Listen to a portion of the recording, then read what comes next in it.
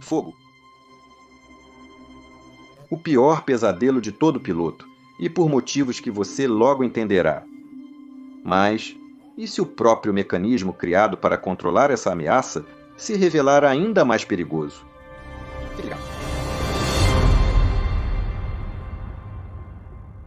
Hoje em dia, todos envolvidos na aviação estão baseando-se em mais de um século de conhecimento aeronáutico.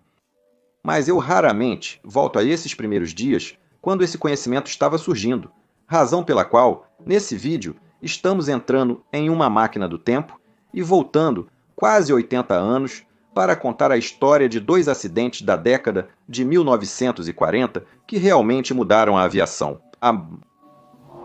Na segunda metade de 1940, com o mundo emergindo da devastação da Segunda Guerra Mundial, uma competição feroz surgiu entre os fabricantes de aeronaves, buscando construir aeronaves maiores, melhores e mais rápidas.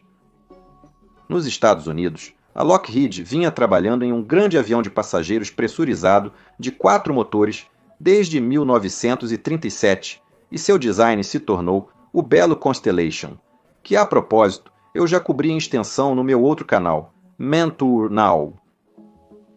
De qualquer forma, o Constellation entrou em serviço em 1943, como o primeiro avião pressurizado produzido em massa, e isso foi um verdadeiro choque para a Douglas Aircraft, que nem mesmo havia começado a projetar um concorrente adequado naquele momento. Eles tinham o DC-4 de 4 motores e 44 passageiros, mas não só era muito menor que o Constellation, como também não era pressurizado, o que significava que era mais lento, menos eficiente e menos confortável do que o Constellation era. Mas o exército dos Estados Unidos da América havia comprado centenas da variante militar do DC-4, o C-54. Então, em 1944, eles procuraram a Douglas para pedir uma versão pressurizada, alongada, deste já popular transporte militar. E o que a Douglas criou quando foi um DC-4 modificado com novos motores mais potentes, uma fuselagem pressurizada e uma capacidade de passageiros ligeiramente aumentada. Mas quando o primeiro protótipo voou em 1946, a guerra já havia terminado, então a Douglas renomeou o modelo como DC-6 e começou a comercializá-lo como um avião de passageiros. Com 4 motores, Pratt e Whitney R2, 1.800 e capacidade para 48 a 68 passageiros, o DC-6 original foi bem recebido por companhias aéreas e passageiros ao entrar em serviço em 1947. Mas, infelizmente, essa lua de mel seria muito curta. Porque acontece que o DC-6 foi entregue com um defeito de design verdadeiramente chocante. Em 24 de outubro de 1947, a tripulação de um quase novo DC-6 da United Airlines se apresentou para o serviço no Aeroporto Internacional de Los Angeles, na Califórnia, e eles estavam programados para um voo sem escalas de costa a costa até Chicago, e era um dia quase lindo ao longo do trajeto. A tripulação de voo era composta por um capitão de 42 anos, com cerca de 15.000 horas de tempo total de voo, e 25 anos, com 3.000 horas. Mas como o DC-6 era tão novo na época, os dois homens juntos tinham menos de 200 horas no tipo. No pátio do Los Angeles International Airport, as 3 aeromoças logo deram as boas-vindas a 47 passageiros, através das escadas de ar da aeronave, elevando o 52. Com o embarque concluído, após completar as verificações pré-voo, táxi e aceleração, a torre Los Angeles International Airport concedeu permissão de decolagem ao voo 608 e, com um coro ensurdecedor de seus 4 enormes motores de pistão, o DC-6 acelerou na pista e finalmente decolou às 10h23. Eles prosseguiram normalmente e logo deixaram a área imediata de Los Angeles, subindo para sua altitude de cruzeiro de 19.000 pés. O voo saiu do espaço aéreo controlado e continuou para o nordeste sob sua própria navegação.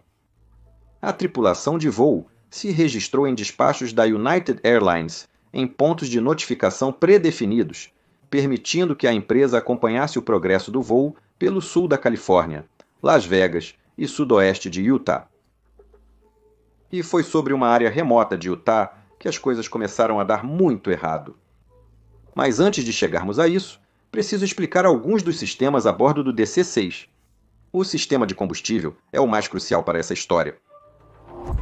O sistema de combustível do DC-6 foi herdado do DC-4 e consistia em 8 tanques no total, sendo um principal e um alternativo para cada um dos 4 motores. Na cabine de comando, alavancas permitiam que os pilotos configurassem qual tanque de combustível abastecia cada motor. Processo manual no DC-6, diferente de aeronaves modernas altamente automatizadas. Cada motor possuía um seletor de fonte de combustível, que podia ser configurado para principal, alternativo ou desligado. Era simples. Se configurado para principal, retiraria combustível do tanque principal e, se configurado para alternativo, do tanque alternativo. Mas também havia 2 alavancas de alimentação cruzada, uma para cada asa, permitindo aos pilotos alimentar vários motores do mesmo tanque de combustível. Normalmente, as alavancas de alimentação cruzada estavam na posição desligada, mas se o piloto quisesse operar ambos os motores da esquerda de uma fonte comum, eles poderiam mover a alavanca de alimentação cruzada esquerda para a posição ligada nos motores 1 e 2, ou fazer o mesmo com os motores direitos, movendo na alavanca de alimentação cruzada direita para ligada nos motores 3 e 4. Suponhamos, para fins de exemplo, que os pilotos quisessem operar os motores 3 e 4 do tanque principal 3. Para fazer isso, o piloto configuraria a alavanca de crossfit direita para ligar os motores 3 e 4, selecionaria a fonte de combustível número 3 para a principal e desligaria a fonte número 4. Isso faria com que o motor 4 recebesse combustível do tanque principal 3, em vez de seus próprios tanques. Cada tanque continha uma bomba de reforço para empurrar o combustível para fora do tanque e iniciar o fluxo em direção ao motor. Agora, pelo que minha equipe e eu conseguimos reunir, o procedimento de gerenciamento de combustível mais comum no DC-6 era operar cada motor com seu próprio tanque de combustível principal durante a subida, e em seguida mudar cada motor para seu tanque alternativo no início do cruzeiro. E então retornar aos tanques principais quando os alternativos esvaziassem. Então, isso nos leva à pergunta: quando um piloto usaria o sistema crossfeed? Bem, como se verifica, os tanques internos e externos não tinham o mesmo tamanho, o que é uma dica. Na versão do DC-6, usada no voo 608, os tanques alternativos externos eram maiores que os internos, o que significava que durante o voo, quando todos os motores eram alimentados por seus tanques alternativos, assumindo que estavam cheios no início, os tanques número 2 e 3 ficariam sem combustível antes do 1 e 4. Então, obviamente, isso não era bom. O relatório final sobre esse acidente é vago nos detalhes sobre a configuração e procedimentos do sistema de combustível. Esta é, na verdade, uma das principais diferenças para os relatórios modernos. Então vou ter que extrapolar um pouco aqui de um manual de uma companhia aérea que ainda está operando o DC-6 hoje. Nesta companhia aérea, o procedimento para esta versão do DC-6 é operar os motores, usando os tanques principais até que 450 libras sejam usadas, e então mudar para os tanques alternativos internos, usando as alimentações cruzadas.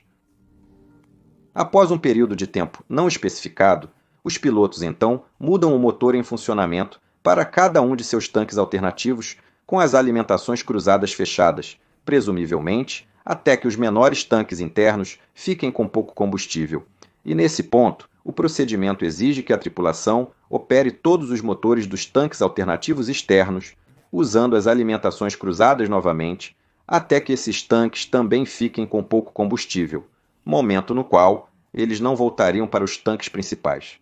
Agora, se tudo isso parece muito complicado, realmente é, e esse procedimento exige um monitoramento cuidadoso dos níveis de combustível para garantir que os tanques menores não sejam permitidos a esvaziar completamente, o que poderia causar algum apagamento do motor. Agora, a razão pela qual os tanques de combustível têm diferentes quantidades tem a ver com sua posição dentro das asas, e é uma característica bastante comum em aviões de 4 motores. Gerenciar os desafios resultantes era normalmente o dever do engenheiro de voo, mas o DC-6 foi um dos primeiros aviões que foi construído com um cockpit de 2 pilotos em vez de 3. Este problema com a alimentação cruzada complicada pode ser resolvido através da transferência automática de combustível dos tanques maiores para os menores, mas a Douglas não projetou o DC-6 com essa capacidade também. Ou eles tinham? De acordo com o relatório do acidente, na verdade, verifica-se que a transferência de combustível entre tanques estava regularmente ocorrendo na frota do DC-6, bem como em seu antecessor relacionado, DC-4. A Douglas afirmou que nunca pretendia que o combustível fosse transferido entre tanques em qualquer uma dessas aeronaves, e nem a Douglas, nem nenhuma companhia aérea jamais publicou um procedimento para isso, mas também não o proibiram especificamente. Fazer transferências de combustível nessas aeronaves era não só possível, como incrivelmente fácil. Para transferir combustível do reservatório alternativo, número 4 para o número 3, os pilotos apenas precisavam acionar a alavanca de alimentação cruzada correta para conectar os motores 3 e 4. Ajustar o seletor de combustível dos motores 3 e 4 para alternado e ligar a bomba de reforço do reservatório alternativo 4. A única diferença entre este procedimento e o procedimento para ativar ambos os motores do reservatório alternativo número 4 era a posição do seletor de fonte de combustível número 3, alternado em vez de desligado. Essa configuração manteve uma linha de combustível aberta entre o tanque alternativo 3 e o motor 3, mas com a bomba de reforço alternativa 3 desligada, nenhum combustível fluiria do tanque para o motor. Com a bomba de reforço alternativa número 4 ligada, o combustível fluiria do tanque alternativo número 4 para os motores 3 e 4, e também de volta pela linha de alimentação de combustível aberta do motor número 3 para o tanque alternativo número 3. Esse procedimento era conhecido pelos pilotos do DC-4, e quando o DC-6 entrou em serviço, também foi passado para essa aeronave. De acordo com um oficial que voava com o capitão do voo 608, esse capitão usava regularmente um cronograma de combustível envolvendo uma transferência de combustível, que ele descreveu da seguinte forma. Durante a subida, após ligar cada motor do tanque principal, o capitão geralmente alterava todos para operarem a partir dos tanques alternativos correspondentes. Os menores tanques alternativos número 2 e 3, então ficariam com pouco combustível mais rapidamente. Então, em algum momento, antes da quantidade nesses tanques cair abaixo de 500 libras, ele transferiria combustível dos maiores tanques alternativos, 1 e 4, para igualar os níveis, e então voltaria a operar cada motor com seu tanque alternativo até que todos estivessem vazios. O relatório final não explicou por que ele faria isso, mas acreditamos que provavelmente se tratava de um procedimento para reduzir a carga de trabalho. Quando um capitão experiente modifica procedimentos, geralmente é o caso. A programação oficial de combustível exigia monitoramento próximo, e o momento das alterações de configuração era inflexível, mas a equalização dos níveis de combustível poderia ser feita a qualquer momento, pois a quantidade exata de combustível restante no início do procedimento não importava muito. Mas a maioria das tripulações do DC-6 desconhecia o enorme risco oculto da transferência de combustível relacionado ao sistema de ventilação do tanque. Veja, todos os tanques de combustível precisam ter dutos de alívio de pressão, permitindo que a pressão dentro do tanque se iguale à pressão externa, conforme a aeronave sobe. E no DC-6, esses dutos de alívio tinham um propósito duplo, que era garantir que a pressão dentro dos tanques não ficasse muito baixa. O DC-6 possuía sistemas de alimentação de combustível por sucção que poderiam colapsar o tanque sobre si mesmo se o nível de combustível estivesse muito baixo. A não ser que pressão fosse adicionada a ele, então, para resolver isso, a Douglas decidiu localizar as saídas de ar do tanque em locais onde a pressão aerodinâmica durante o voo forçaria o ar para dentro do tanque se a pressão interna ficasse muito baixa. Assim, as aberturas foram posicionadas próximo à borda da asa, e como os tanques alternativos internos estavam principalmente dentro do fuselagem, as aberturas para esses tanques ficavam na parte inferior, perto da borda de ataque da raiz da asa.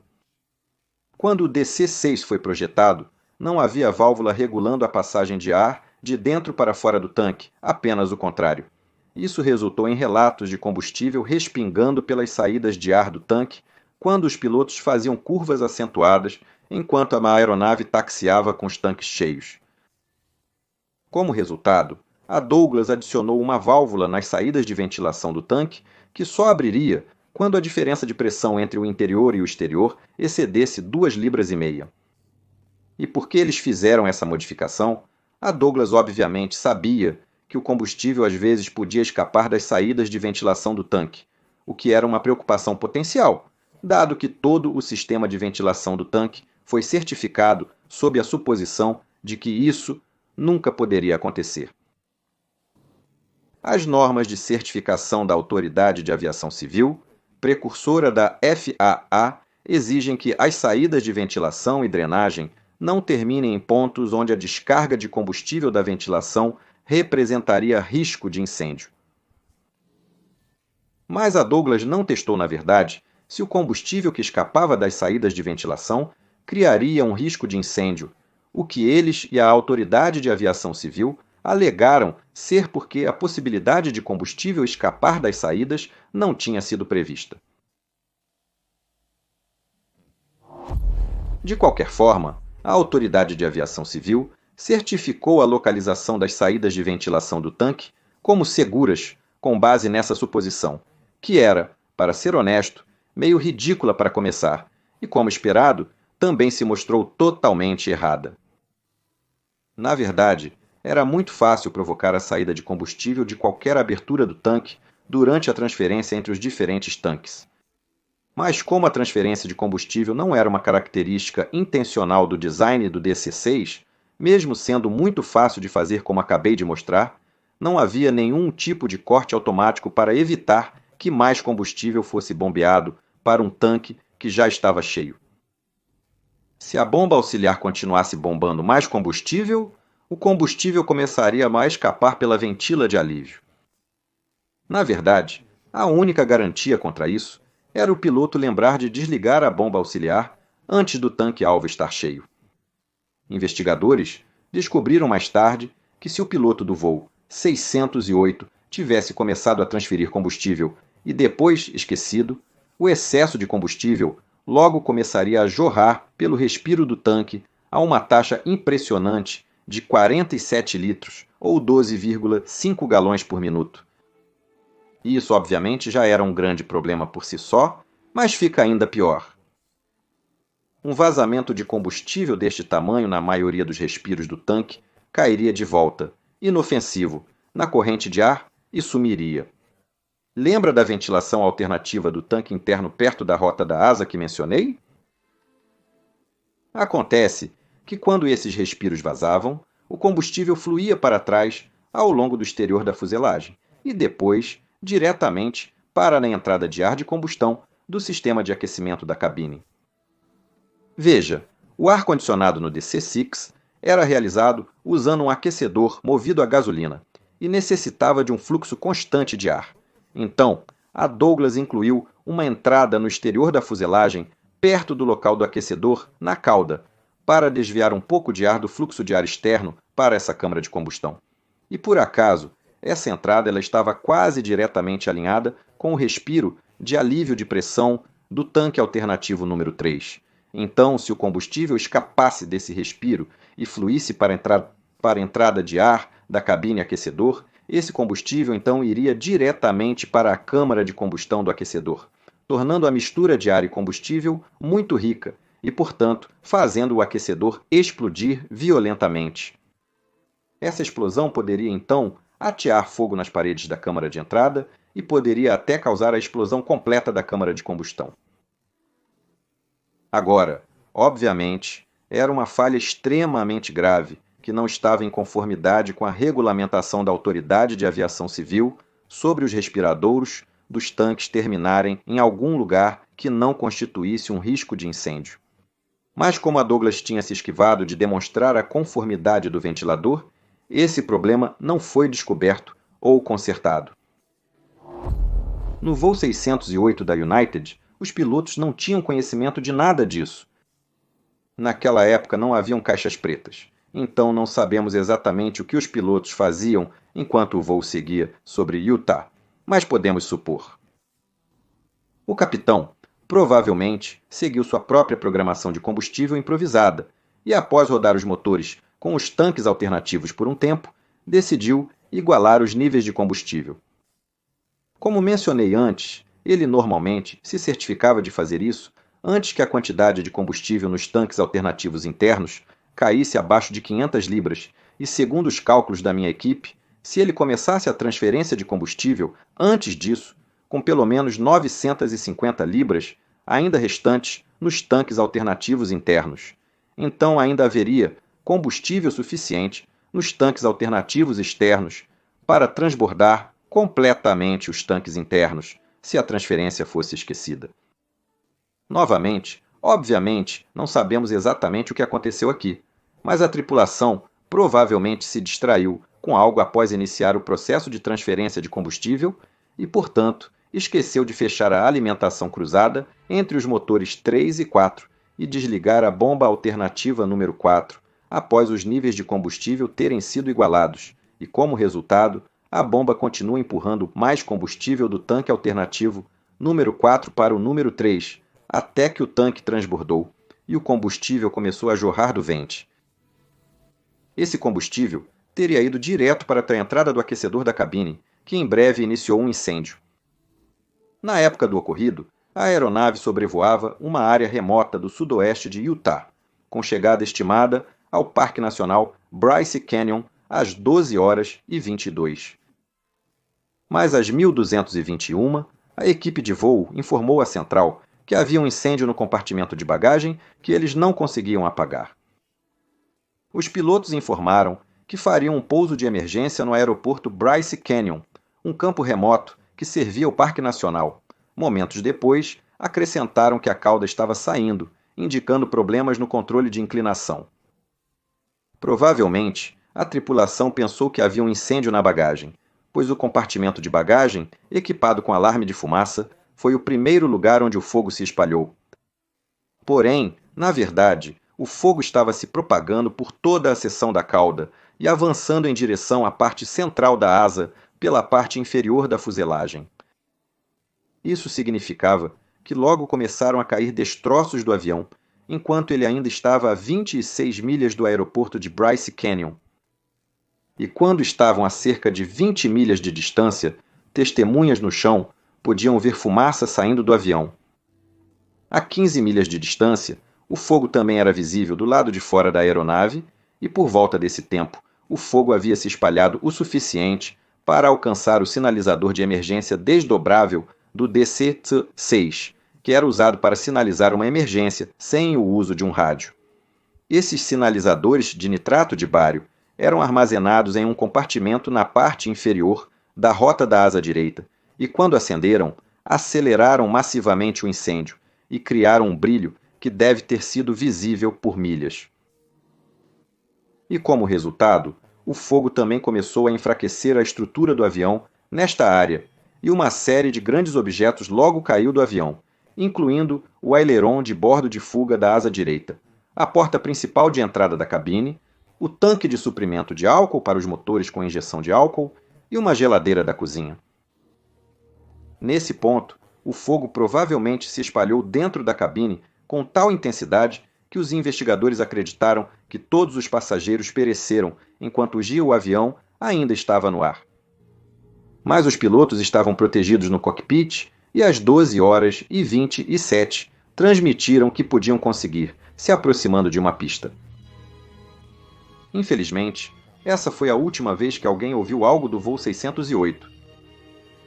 Às 12h29, perto do aeroporto Bryce Canyon, o fogo destruiu os cabos de controle que ligavam os comandos do piloto ao elevador na cauda, causando perda total do controle de inclinação. O avião, então, entrou em um mergulho de baixa altitude e se chocou contra um planalto, matando finalmente todos que ainda estavam vivos a bordo. Agora, por mais trágico que este acidente tenha sido, infelizmente ainda não foi o fim desta história. Os investigadores do Conselho de Aeronáutica Civil iniciavam a investigação sobre o acidente do voo 608 da United, quando, em 11 de novembro, menos de 3 semanas depois, um DC-6 da American Airlines fez um pouso de emergência em Gallup, Novo México, também com um incêndio a bordo. Nesse caso, apesar do incêndio ter destruído a aeronave, todos os passageiros e tripulantes evacuaram sem perdas de vidas. Mas a análise dos destroços logo mostrou que tanto o acidente do voo 608 quanto o incêndio em Gallup foram causados pelo transbordamento de combustível do respiro do tanque alternativo número 3 para o sistema de aquecimento da cabine. E isso levou a Douglas a aterrar todos os DC-6 na América, que na época incluía também o avião presidencial de Harry Truman. As descobertas também levaram a Douglas, a Autoridade de Aviação Civil e a Comissão de Aeronáutica Civil a desenvolver um grande programa de modificações e a realizar uma completa recertificação do DC-6 para melhorar a segurança do seu projeto. Não conhecemos todos os detalhes exatos das modificações no programa, mas sabemos que as aberturas do tanque de combustível alternativo interno foram movidas, guardas foram colocados sobre os interruptores da bomba de reforço de combustível, válvulas de retenção foram adicionadas para prevenir transferência de combustível entre tanques, detectores de fumaça foram adicionados no compartimento de ar-condicionado e escudos à prova de fogo foram colocados em volta dos sinalizadores de pouso de emergência. Documentos disponíveis também descrevem modificações não especificadas, mas extensas, no sistema elétrico, sistema de ar-condicionado e, finalmente, no sistema de proteção contra incêndio.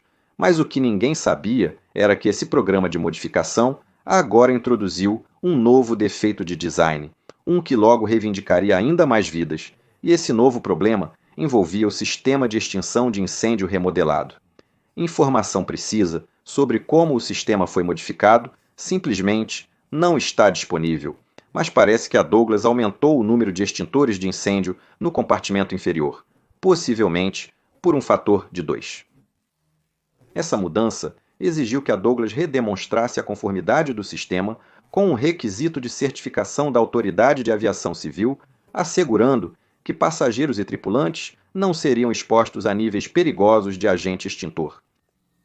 O DC-6 já havia atendido a este requisito quando foi originalmente certificado no início de 1947. Mas, com os bancos reforçados de extintores, a CA agora exigia novos testes de voo para provar que as proteções originais ainda se mantinham. O que de certa forma faz sentido. Os extintores de incêndio do DC-6 usavam todos dióxido de carbono que sufoca o fogo deslocando o oxigênio. Mas, obviamente, isso também sufocaria seres humanos se a concentração fosse muito alta. E como nenhum compartimento no DC-6 era completamente hermético, ativar os extintores abaixo do piso faria com que parte do dióxido de carbono também entrasse na cabine de passageiros e no cockpit, onde poderia incapacitar os ocupantes. Isso era uma preocupação especialmente significativa, já que a Douglas acabara de dobrar a quantidade de CO2 que poderia ser liberada. Na verdade, durante um voo de teste inicial, quando o novo sistema acabava de ser instalado, os pilotos de teste da Douglas ativaram o sistema e quase se mataram. Eles começaram o teste enquanto estavam em descida, e grandes quantidades de CO2 entraram na cabine. E como o CO2 é mais pesado do que o ar, ele então fluiu para baixo para o cockpit devido à inclinação do nariz do avião para baixo. A concentração se tornou tão intensa que incapacitou parcialmente a tripulação de voo, os representantes da Autoridade de Aviação Civil e os representantes do Sindicato dos Pilotos que também estavam a bordo. Agora, felizmente, nesse incidente, eles eventualmente conseguiram se recuperar. Mas após esse incidente, a Autoridade de Aviação Civil fez com que a Douglas instalasse uma válvula de alívio de pressão na cabine, que permitiria aos pilotos aumentar a taxa de fluxo de ar para fora da cabine e impedir que o CO2 atingisse concentrações perigosas. Mas em 1948, ninguém tinha completa certeza de qual era o nível seguro de dióxido de carbono, então a Douglas contratou um especialista médico para revisar a pesquisa mais recente e fazer uma recomendação a eles. Este especialista concluiu que concentrações de CO2 de 5% eram um limite superior adequado por um tempo limitado, mas também alertou que os testes que a Douglas havia realizado eram insuficientes para provar que este limite não seria excedido. Além disso, a Douglas não havia testado a nova válvula de alívio em todas as possíveis configurações de descida, e o especialista estava preocupado que se uma descida de velocidade mais lenta fosse realizada usando o trem de pouso e os flaps, o ar da cabine não seria sugado tão rapidamente quanto numa descida de alta velocidade, permitindo potencialmente o acúmulo nocivo de CO2, mesmo com a válvula de alívio aberta. O especialista concluiu seu relatório pressionando Douglas a resolver esse problema para prevenir futuras dificuldades e a informar a Autoridade de Aviação Civil sobre essas descobertas. Mas, segundo os registros judiciais posteriores, a Douglas decidiu esconder este relatório e o piloto-chefe da empresa até escreveu na capa: "Não compartilhe com a Autoridade de Aviação Civil." Assim, a Autoridade de Aviação Civil aprovou o novo sistema de extinção de incêndio, a válvula de alívio, sem testes adicionais. Mas a falta de testes não foi o único problema com a nova solução da Douglas. O problema era que a abertura da válvula de alívio exigia uma ação separada do piloto e tinha que ser realizada antes de ativar os extintores, tornando o procedimento excessivamente complicado em uma situação de muito estresse. A Comissão de Aeronáutica Civil apontaria isso mais tarde em seu relatório, explicando que os humanos eram especialmente propensos a erros quando estavam sob estresse e pânico, e isso significava que, mesmo já em 1948, a indústria entendia que a ativação de sistemas de emergência deveria ser o mais simples possível, provavelmente representando uma das primeiras verdadeiras demonstrações de compreensão dos fatores humanos nas investigações de acidentes. Enfim, o que tudo isso significava era que, neste caso, a única garantia de que o sistema funcionaria corretamente era que os pilotos seguissem exatamente os procedimentos no manual. E para piorar as coisas, a versão do manual da United Airlines não incluía nenhuma informação sobre por que abrir a válvula de alívio primeiro era tão importante.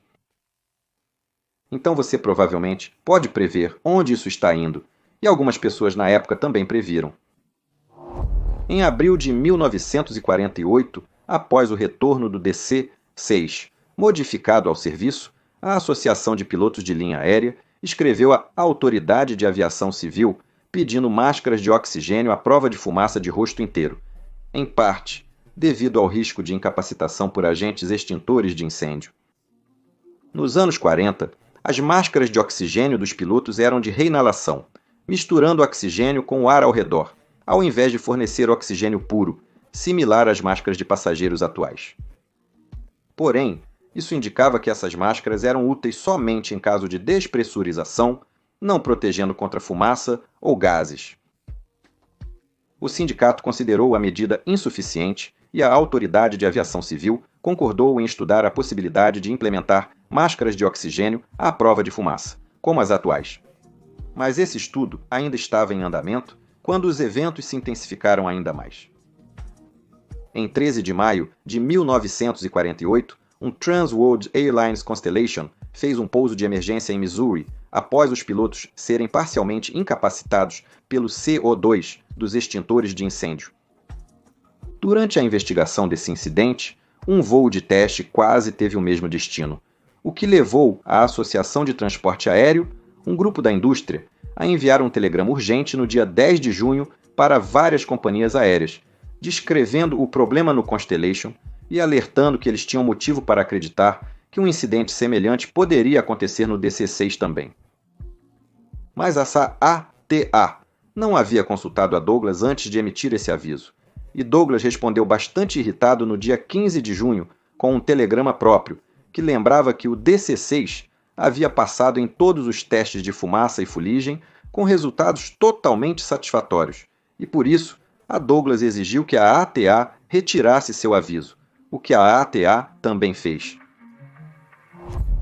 2 dias depois, em 17 de junho de 1948, o DC-6 da United Airlines, voo 624, partiu de Chicago para o aeroporto LaGuardia de Nova York, com 39 passageiros e 4 tripulantes a bordo. No comando estavam um capitão de 35 anos e um primeiro oficial de 22 anos que juntos tinham uma experiência combinada de mais de 10.000 horas, mas assim como a tripulação do voo 608, eles eram muito novos no DC-6. O capitão tinha apenas 30 horas no comando desse tipo de avião e provavelmente não conhecia completamente a lógica da nova válvula de alívio de pressão da cabine de emergência. Após atingir os 17.000 pés, o voo prosseguiu normalmente. Às 11h55, o capitão informou que a aeronave estava em boas condições de funcionamento. Até aquele momento, 1231, em algum lugar sobre a Pensilvânia Oriental, o voo 624 transmitiu um chamado de socorro frenético e confuso, no qual os pilotos disseram ter recebido um alarme de incêndio no compartimento de bagagem que ativavam os extintores e que agora estavam em descida de emergência. O tom de voz na transmissão era muito agitado, e ficou claro que os pilotos estavam sob grande estresse, o que eu definitivamente posso entender. No calor do momento, provavelmente esqueceram de abrir a válvula de alívio da cabine antes de ativarem os extintores de incêndio.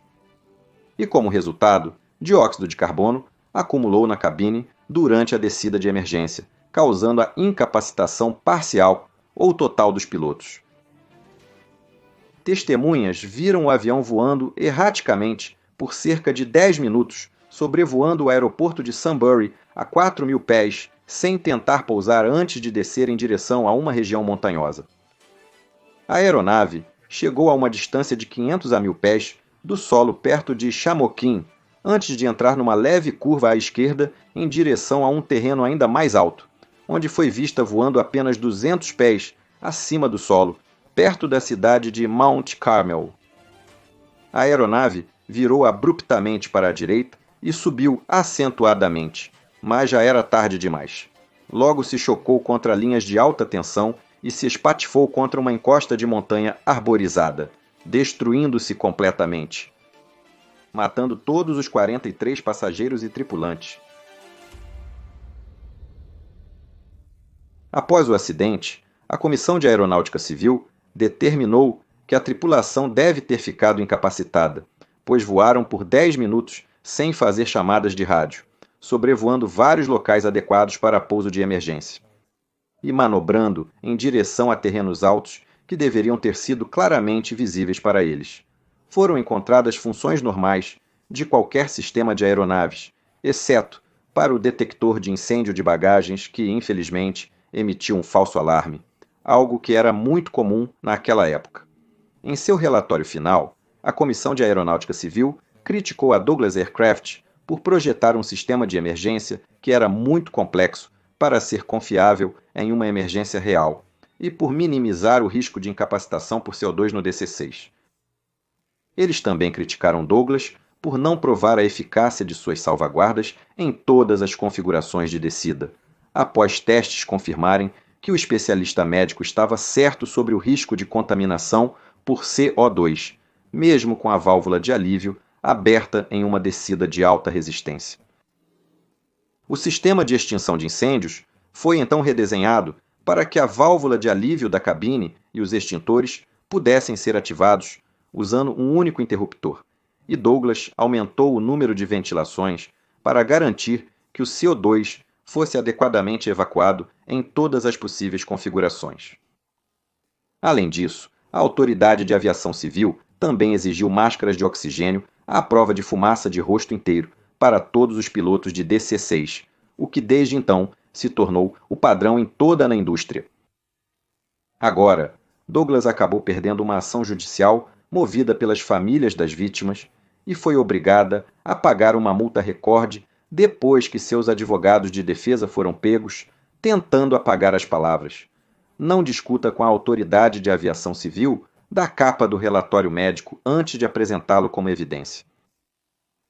E essa não seria a última vez que a empresa Douglas, ou mais tarde McDonnell Douglas, se encontrariam em apuros por causa de um defeito de projeto parcialmente encoberto, como você pode realmente ver nestes vídeos que eu recomendo que você veja a seguir. Para ter acesso antecipado ao meu próximo vídeo, junte-se à minha equipe no Patreon.